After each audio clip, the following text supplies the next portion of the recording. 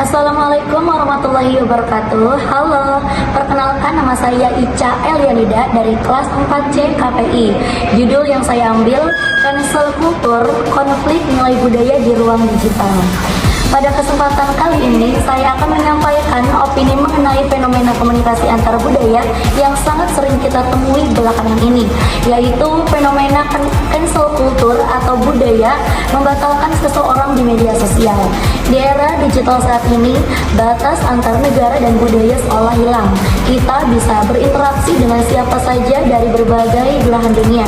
Namun, kemudahan ini justru sering memicu gesekan.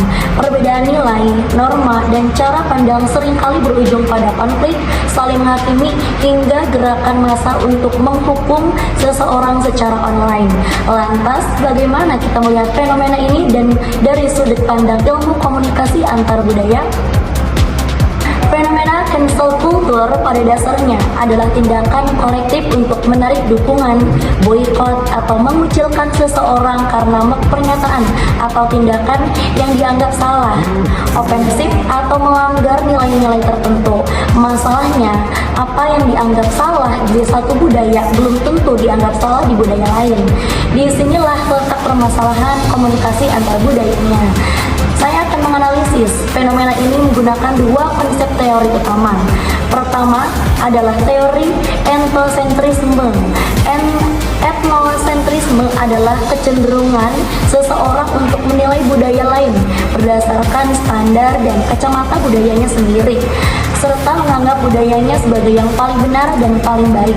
Dalam cancel culture, kita sering melihat kelompok masyarakat yang memiliki nilai tertentu merasa berhak menghakimi orang dari budaya lain yang memiliki nilai berbeda. Mereka menganggap cara pandang orang lain itu aneh, salah, atau bahkan jahat karena tidak sesuai dengan apa yang mereka yakini. Inilah akar dari kesalahpahaman karena adanya hambatan psikologis dalam berkomunikasi. Kedua adalah teori high context dan low context culture. Teori ini dikemukakan oleh Edward T. Hall. Budaya high context seperti di Indonesia dan Asia cenderung menggunakan bahasa yang implisit, menjaga face saving atau harga diri, dan sangat memperhatikan konteks situasi serta hubungan antar pelaku.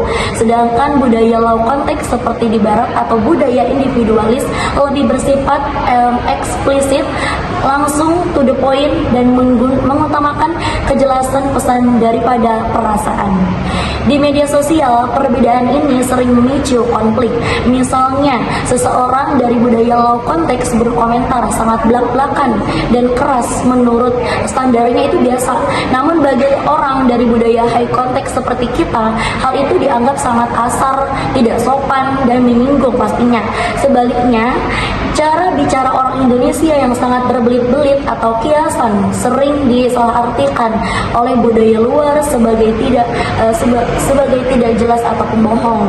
Perbedaan cara penyampaian inilah yang sering dipelintir atau dianggap potongan-potongan kalimatnya atau cut konten untuk kemudian dijadikan bahan serangan dalam cancel culture. Menurut pendapat saya, cancel culture di ruang digital seringkali menjadi bentuk kekerasan simbolik tanpa kita sadari. Kita sering memaksakan relativisme budaya secara sepihak. Internet seharusnya menjadi tempat pertemuan budaya, bukan medan perang nilai. Ketika kita terlalu cepat menghakimi tanpa mau memahami latar belakang budaya lawan bicara, kita sedang gagal melakukan komunikasi antar budaya yang efektif. Kita menjadi intoleran dalam ruang yang seharusnya bebas. Jadi dapat disimpulkan bahwa fenomena cancel culture adalah manifestasi dari konflik nilai yang diperparah oleh kurangnya pemahaman akan perbedaan budaya serta sikap etnosentrisme yang tinggi di kalangan netizen. Perbedaan gaya komunikasi antara high dan low konteks juga menjadi pemicu utama kesalahpahaman. Sebagai solusinya, kita perlu meningkatkan literasi digital dan kecakapan budaya atau kultur kompetensi ya. Kita harus belajar untuk tidak cepat-cepat menghakimi, melainkan berusaha memahami konteks di balik sebuah pesan.